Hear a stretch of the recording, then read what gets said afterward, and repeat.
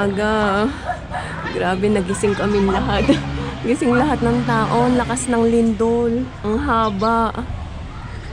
Yan, si Champo. Hindi ko yung ginising.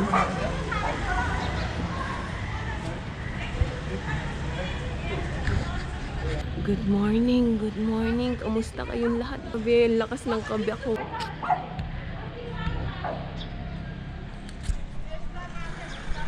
Hello, good morning ulit. Kamusta kayong lahat? Okay naman kami. So ngayon, nagbe-breakfast na after nung lindol kanina. So tanungin natin si Champ, yung kaninang, ano yung naramdaman niya kaninang lindol. So how did you feel? Did you feel the earthquake earlier? Yeah. I just woke up and I don't know, I was still lying on my bed and then my head started shaking and I'm like, oh, what's going on? And then I realized it's an earthquake. I come outside, everyone's outside there. And then yeah, they're just chatting there. Earthquake came and this and Yeah, that. it's very strong, right? I was like, why am I feeling dizzy? I don't know what's going on. And then you did not wake us up. Well, I was awake already actually. But I did not stand up because I was feeling dizzy as well. It is, I think, same like the last earthquake. it was last 2015. 15? No, 15 was way more dangerous. Yeah. Okay, so ayun. Paglabas ko nga, nasa labas na siya. So nauna na hindi ko na siya ginising. Gising na siya. Nagising kaming lahat sa lindol. Ang lakas. Siguro nasa 6 intensity yun. But anyway, kain tayo. So eto, as usual, yung ube halya. Ginawan ko siya ng 4 na slice bread. Sabi niya, I keep my word, diet na ako. So isa na lang daw yung kakainin niya. Pero isang buo nito. Kain po tayo. Magandang umaga sa lahat.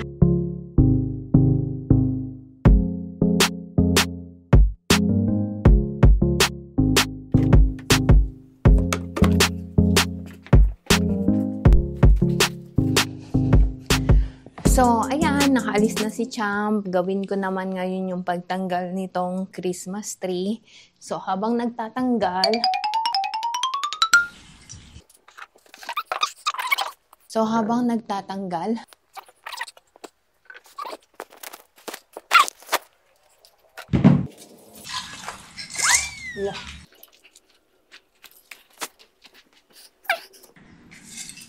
habang nagtatanggal nitong Christmas tree, share ko sa inyo yung mga joys at challenges ko dito sa pagtira ko sa Nepal. Okay ba yun? Para hindi kayo maboard. So, bale, nag-decide ako na tumira dito sa Nepal, diba? So, definitely, may mga challenges ang pagtira ko dito sa loob ng 4 months na nakatira ako. And of course, so, kahit may challenges, meron din namang joy. So, isa-isahin ko sa inyo, i-share ko sa inyo kung ano yung mga nararanasan ko at naranasan kong mga joys at challenges.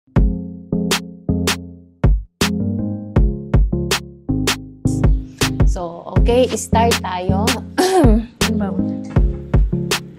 Start tayo dun sa challenges muna.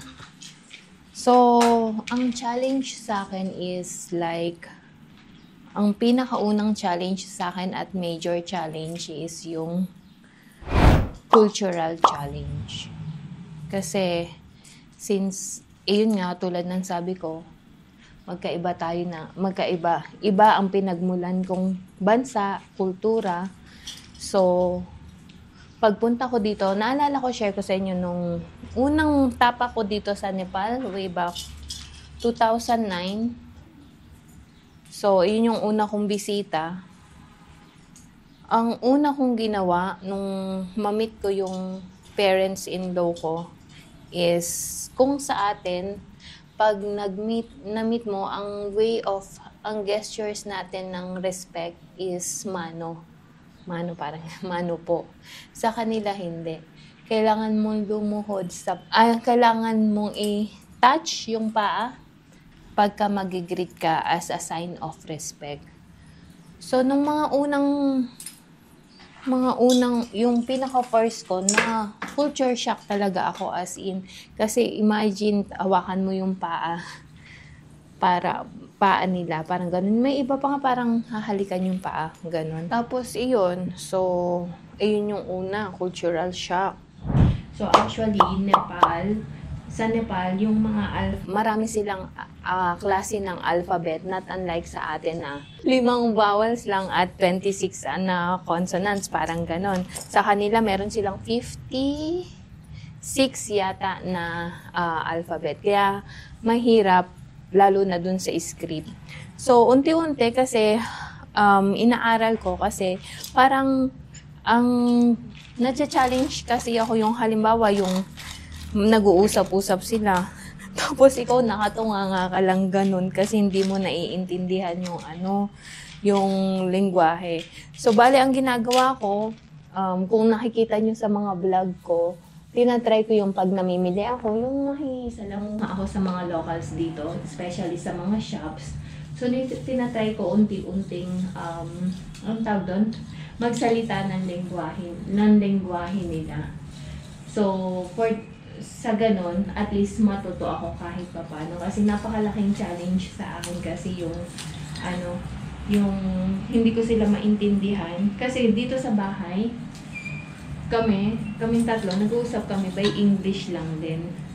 Kaya, ayun. So, isa sa mga challenge ko is yung language talaga. So, bali, ang ginagawa ko pa, halimbawa, may nag-uusap sila or may narinig akong language na hindi ko naintindihan. So, tanong ko yung kay Santosh or kay Champ. After nun, gagamitin ko na din siya kung saan siya pwedeng gamitin. Ganon. So, iyon ang way ko. Iyon yung way ko para matuto aside from nagbabasa ako kahit papano. Yung mga basic, simple language ba? Nepal is yung food challenge. Kasi, kung napapansin nyo sa mga vlog ko, yung mga pagkain sa Pinas is mahirap hanapin dito sa Nepal. And mostly, ang pagkain nila is may mga spices. Lalo na maanghang. Nahirapan akong mag-adjust nung mga unang dating ko dito, mga unang tira ko.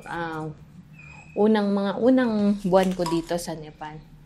Pero ngayon, unti-unti, tinatry kong i-adapt yung mga pagkain and tinatry, at least nakakapagluto din naman ako ng mga improvised na Filipino food.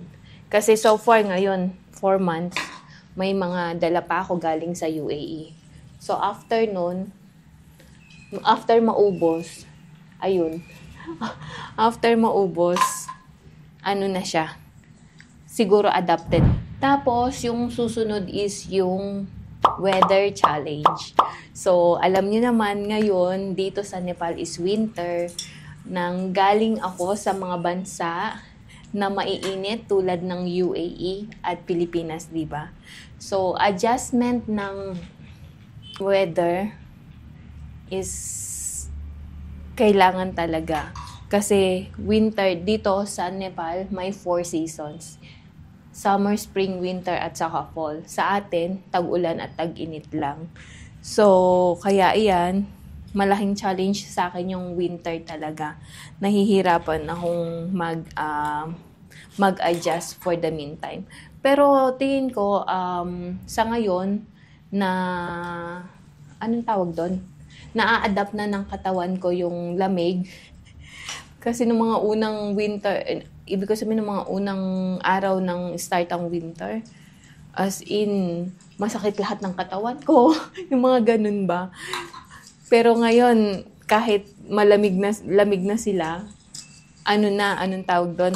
Adapted na siguro yung katawan ko kasi naiinitan na ako. Minsan nga, anong tawag doon? Jacket na lang, hindi na sweater. Yung mga ganun. So, next naman na challenge is yung career challenge. Kasi syempre, I had a stable job and I am financially independent. when I was working in UAE. So ngayong nandito ako sa Nepal, kailangan kong mag-pause at so ngayong nandito ako sa Nepal, simpleng housewife.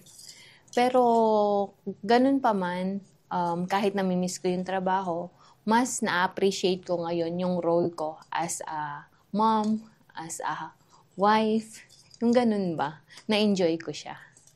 Ang sa akin is, yung kahit na ba may mga challenges, pero once na magkakasama kayo as a family, ma-overcome mo yung mga challenges na yun.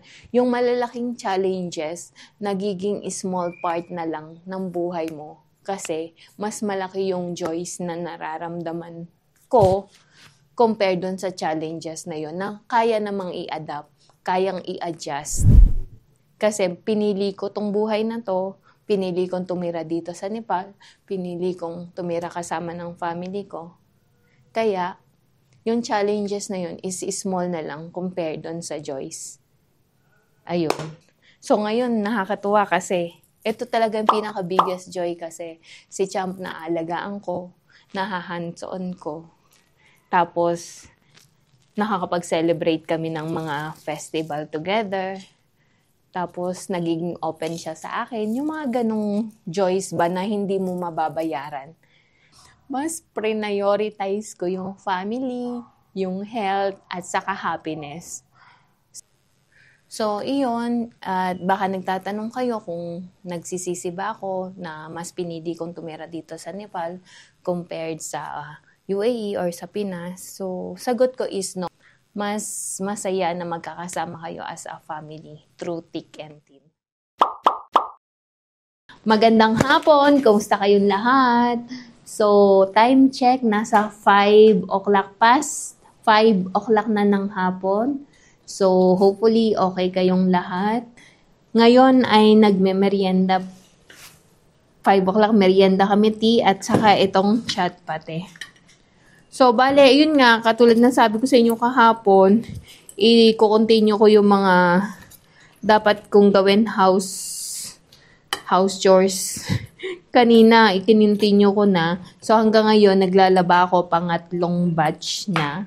And then, nagagawa kami ng ubi ulit. So, si Champ hindi na makapag-intay. Nag-ano na siya,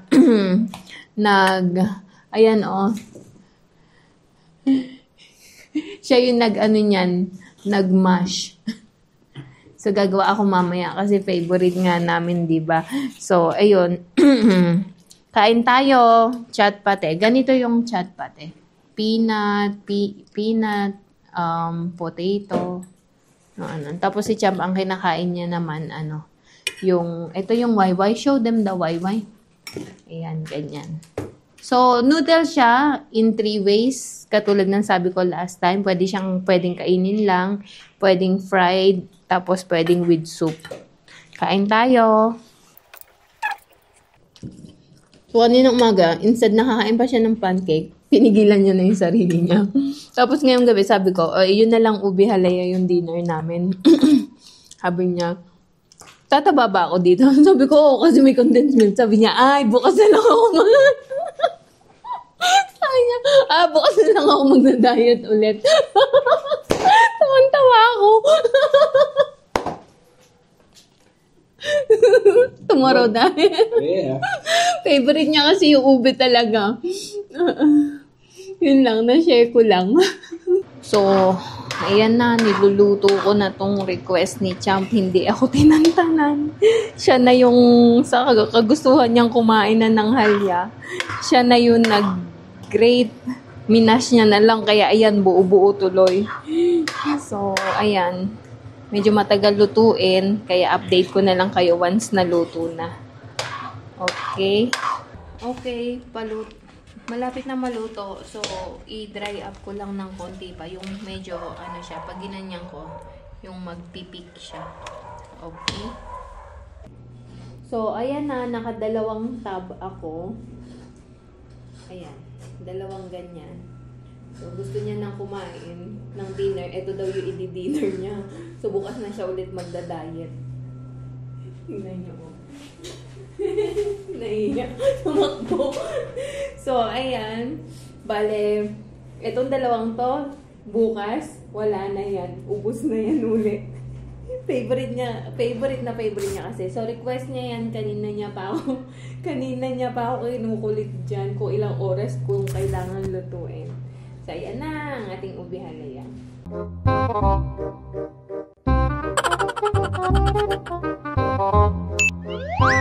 Ginagawa mo! If you like this video, please consider subscribing to our YouTube channel, SL Nepal. Thank you for watching. Have a nice day.